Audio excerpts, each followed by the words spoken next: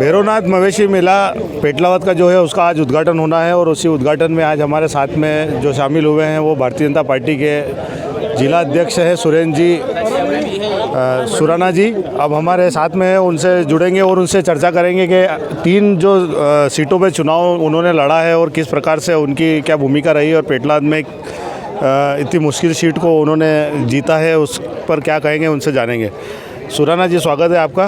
धन्यवाद भैया। सबसे पहले तो आपको पेटलाद विधानसभा में जो जीत मिली उसकी बधाई और सरकार में जब आप आए हैं उसकी बम्पर जो जीत मिली उसकी बधाई। आपसे सबसे पहला प्रश्न, ये 3 सीटें थी ज़िले में, उसमें से मात्र एक में जीत मिली, क्या कारण है? निश्चित रूप से हमारे सभी कार्यकर्ताओं ने काफ़ी मेहनत करी है।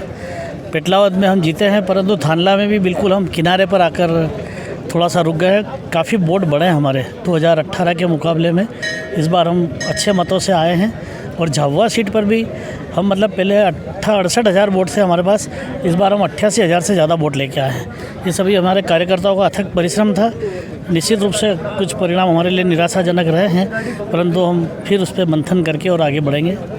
लाडली बहना योजना की बात की जा रही थी, लेकिन देखा जा रहा है कि बीजेपी जो है ग्रामीण इलाकों में बुरी तरीके से हारी और शहरी क्षेत्रों का जो वोट बैंक है बड़ी मात्रा में मिला है, उससे पेटलाद में आपको जीत मिली है। कहीं ना कहीं ये जो झाबुआ और थानला में इस चीज़ का नुकसान हुआ है, सामान्य वर्गों में या ओबीसी वर्ग से मतदान थोड़ा दूसरे पक्ष में गया, इसके कारण हार मिली। नहीं, ऐसा नहीं है।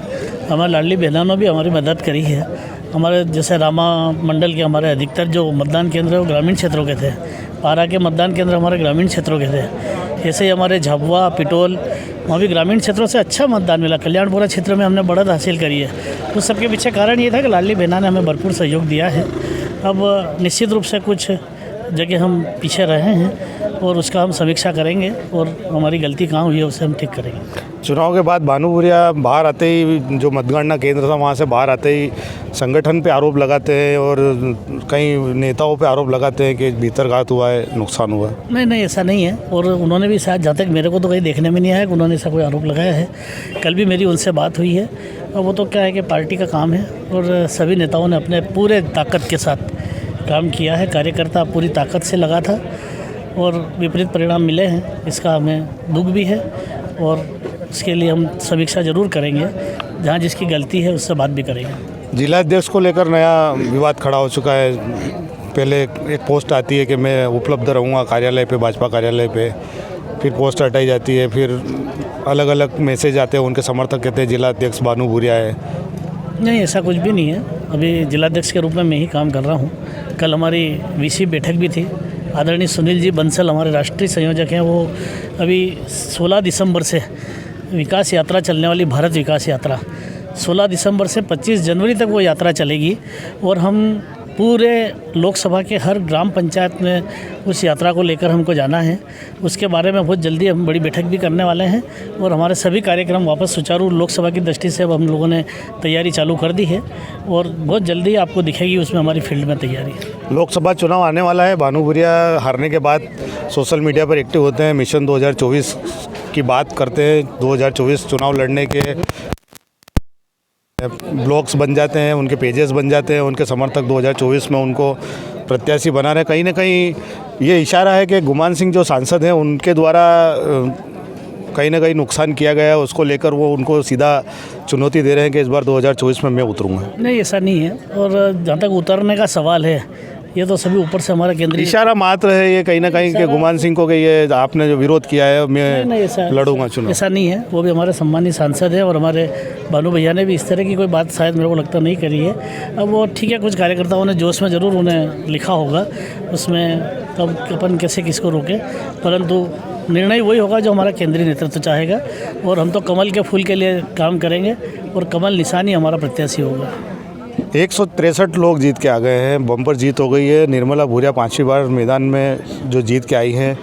मंत्री की मांग पूरे क्षेत्र से उठ रही है, मंत्रालय की इतनी बम्पर जीत और बड़े बड़े जो नेता जीते हैं, इसमें आपको लगता है कि मंत्रालय इस बार झाबुआ जिले के हिस्से में आएगा? निश्चित रूप से हमारी निर्मला भूरिया जी वरिष्ठ नेता हैं और उन्होंने एक बार पुनः भारतीय जनता पार्टी को यहाँ पर जीत दिलवाई है, तो वो उनका ग्राफ तो बड़ा ही है, परंतु उनको कहाँ और किस स्थान पर रखना है ये हमारा केंद्रीय नेतृत्व और राज्य नेतृत्व ही तय करेगा और जैसा भी होगा बहुत अच्छा ही होगा, इसी हमें भी उम्मीद है।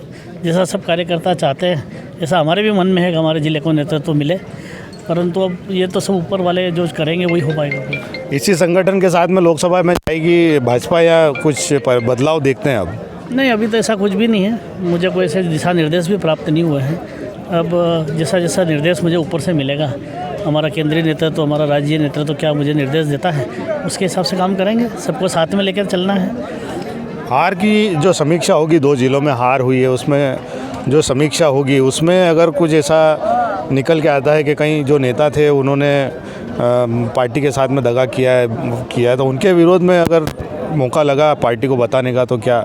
नहीं, हमने जो भी प्रत्याशियों ने हमें बताया था कि इन लोगों ने हमारे विरोध में काम किया है, उनके नाम मैं निश्चित रूप से भोपाल भेज चुका हूँ। अब निर्णय तो प्रदेश लेवल पर ही उनका होना है, जो भी प्रदेश नेता रहेगा वो उनको स्वीकार करना पड़ेगा।